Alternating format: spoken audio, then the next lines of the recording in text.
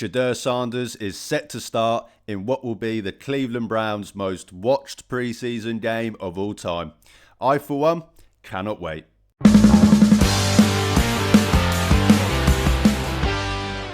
Hey guys, welcome back to my channel, or if you are new here, then please do me a favour and hit that subscribe button. So, I'm sure everyone, Browns fan, NFL fan, league-wide, has seen the news. Shedeur Sanders set to start against the Carolina Panthers in the Browns' first preseason game this Friday. Lots of excitement about it. I was going to do a video on the Browns' quarterback situation, shall we say, the last week or so. A few days back, I thought, I'm going to wait a couple of days just to see if anything else happens. It was then announced yesterday that Shedeur will be starting this Friday, so I'm glad I waited. We get to talk about this as well now. So obviously going to talk about Shedeur starting, what that means, what to expect, all of that good stuff. But I do obviously want to talk about, the current discourse, shall we say, coming out of Browns training camp surrounding the quarterback room. The whole conspiracy theory stuff, Shedeur Sanders stuff, all of that good stuff we'll talk about today. But I'll get straight into it, and I will start with the Shedeur sabotage conspiracy stuff, because I know that, unfortunately, football's being played, but this is what is being talked about the most, shall we say. Well, I say that it's more, is Twitter real life? Probably, no, but we all have to deal with it. We all have to see this discourse and all of that stuff. So first and foremost, let me just say, no, the Cleveland Browns are not sabotaging Shedeur Sanders. There is no conspiracy by the Browns that they drafted Shedeur Sanders to actually sabotage him and make sure he has no NFL career. There's no league-wide conspiracy where all owners agreed to do this, because, even if they did and the league, all the owners got together and, they decided to do this, the Browns would have been the last team they'd have picked to carry this out. Jimmy is pretty universally hated around the league for how he's gone against the grain, shall we say. They were not fans of the fully guaranteed contract. I just, to paint the Browns as this dysfunctional organisation that can't do anything, but then to somehow be so conniving, so cartoonishy villainy that they're able to pull off this league-wide conspiracy, I just think is a little bit ridiculous. And I say this, I want to highlight every time I talk about Shedeur now, because it feels like for someone like me, with the situation I'm in and how my opinions on Shedeur, I'm kind of, as someone like in the middle. I've got Shedeur, fans, whether they're Browns fans or Colorado fans, calling me a hater, but then the Shedeur haters, shall we say, calling me a Shedeur truther. It's kind of weird just being kind of in the middle of it all. So as I said, I do want to highlight that, every time I talk about Shedeur, I want Shedeur to be the saviour as much as anyone. I've said this before. It would be an awesome story for Shedeur Sanders to turn out to be the Browns franchise quarterback as a 5th round pick with his name, someone that fell, all of that stuff factored into it. It would be an awesome story. I had him ranked higher than Dillon Gabriel in the draft. I've not shied away from that. I made that pretty clear. I didn't want him at 2, but I had a fringe first round, second round grade on him, much higher than what I had on Dillon Gabriel. So I obviously, believe that Shedeur Sanders has a higher ceiling than a Dillon Gabriel, and it's expect that if any of the 2 rookies are going to be something, it would be Shedeur Sanders. That doesn't mean I'm going to hate on Gabriel by any means. I'm not going to hate on any Browns player unless they give me a reason to. So I always want to make that clear when I talk about this stuff. So I'm not saying there's no sabotage and conspiracy theory thing because I'm someone that didn't want to draft. I didn't want to draft him at 2, but I was fully on board at drafting him at 33 and drafted him onwards. After that point, I was screaming on Twitter for them to pull the trigger from the 3rd round onwards, 2nd round onwards. But it's just, so I'm saying this as someone that has that opinion, and so I'm not doing this because I have ulterior motives against Shedeur Sanders. I'm not someone that doesn't like Shedeur Sanders or anything like that. I just think that this conspiracy stuff, is ridiculous, and is getting, I know some people, it's annoying because some of the classic accounts, the known what's the word, suspects, shall we say, on Twitter, that are like, running with this from the joke side of it. And, they're taking the serious fans, mainly Colorado fans, shall we say, and they're running with it and, taking it as a joke and use it for an engagement and all of that stuff, which I completely understand. That's what Twitter's about. But that's, of course, just not making it any better, because then people see that and they take that seriously. And it just, it just gets deeper and deeper and deeper into this crazy scenario now that, we've had some crazy Browns Twitter moments and discourse on Browns Twitter and just everything around the Browns in general, but this is truly top tier in terms of, like, people genuinely pushing a narrative that there's a conspiracy theory that a team wanted to, bear in mind, traded up to draft him. They didn't just draft him in the 5th round, they traded up into the 5th round to draft him, to then just sabotage him. It's just very, very odd to me. With that being said, that doesn't mean that I think that they've handled the reps and handled this training camp with the quarterbacks perfectly by any means. I think they definitely could have handled this better with the quarterback reps. They have done things that do make you scratch your head. That's as I said, I'm not a Brown. I'm not a Shedeur truther kind of person like that. Not a Shedeur hater. I'm not a Browns front office, Browns organisation truther, or Browns organisation hater.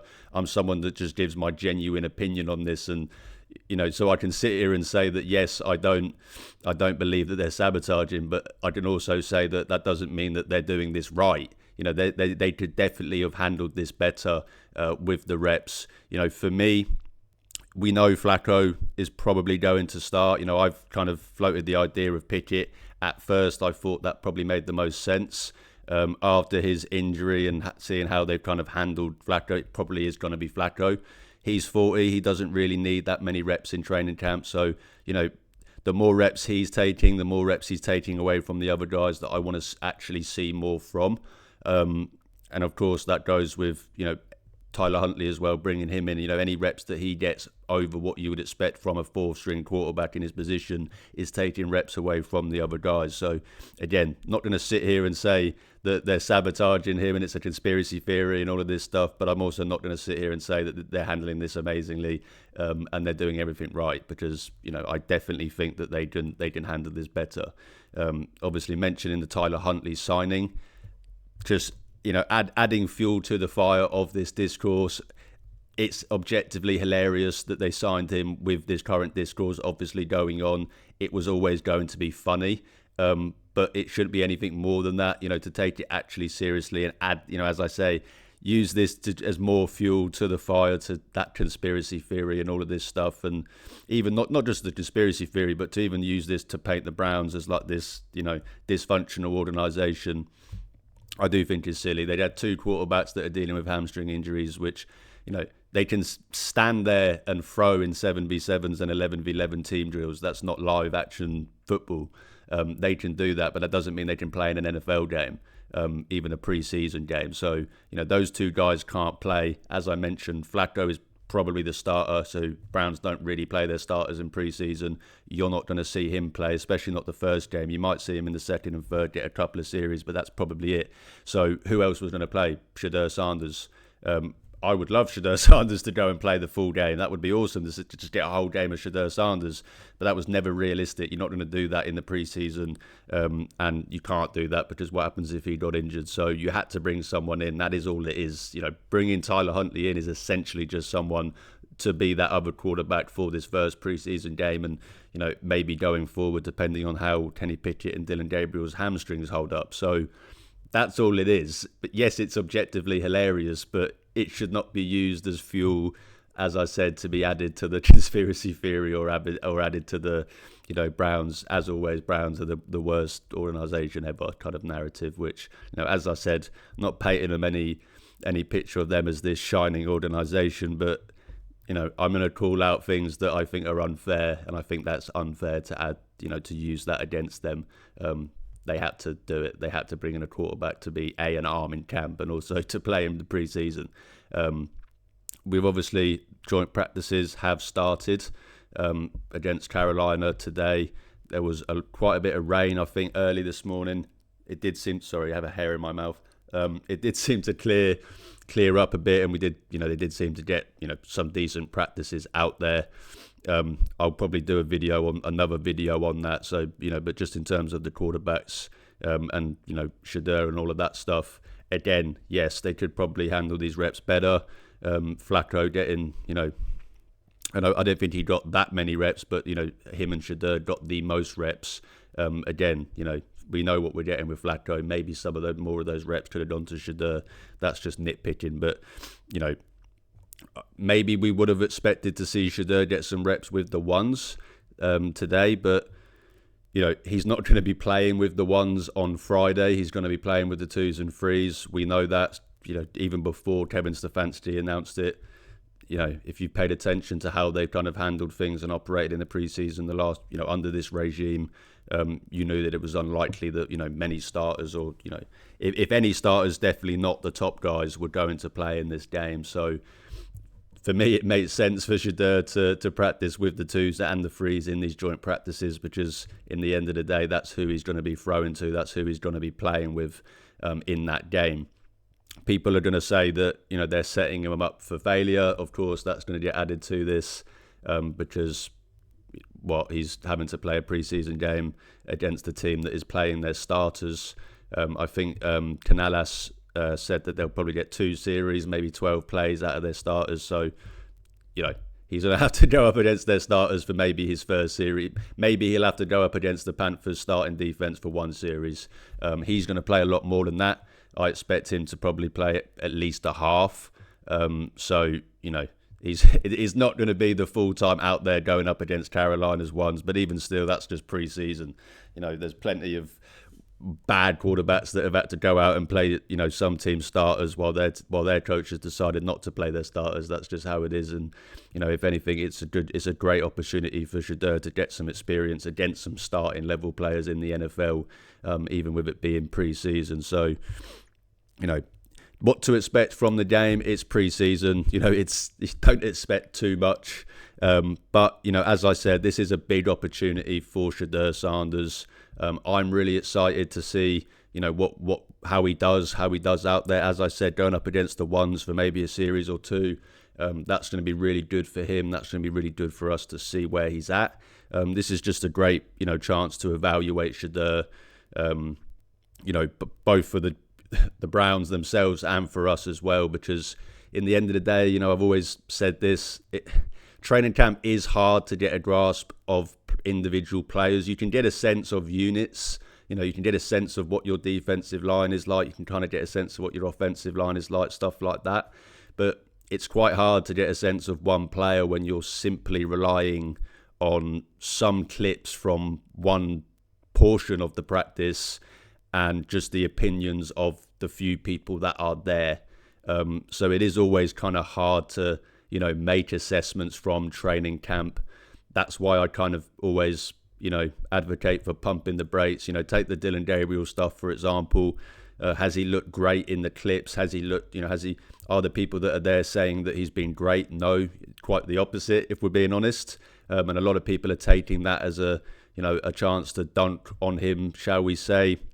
Of course, a lot of it is coming from people that have, either had their favourite in Shedeur or decided to pick a favourite in Shedeur. Everything I said earlier about Shedeur being, the more likely option for me in terms of being successful, that doesn't mean I'm going to root against Dillon Gabriel. And I think it's unfair to use, as I said, 10 training camp practices to do that for any quarterback, any player, not just Dillon Gabriel. So that also applies to Shedeur Sanders. We've heard some good stuff, we've heard some bad stuff. It's going to be good for us to actually see it in action live on our TVs in front of us and get a chance to actually watch him in action on an NFL field against NFL players. That's going to be great. So really looking forward to it. I'm sure everyone is looking forward to it. The Shedeur Sanders show truly is the hottest show in town. As I said, this is probably going to be the most watched preseason game of all preseason for any team. This is probably going to be the most watched preseason game in Cleveland Browns history. That's probably how it's going to go.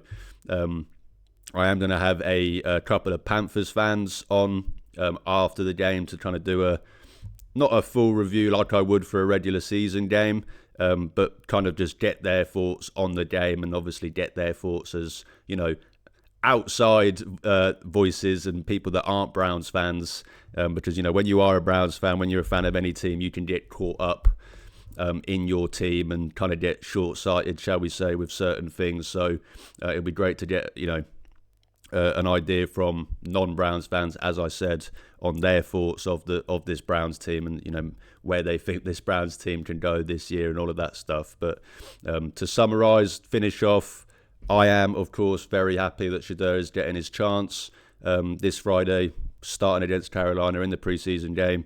I think he'll probably play in all the preseason games, and this is kind of why earlier I kind of goes into the Tyler Huntley thing as well.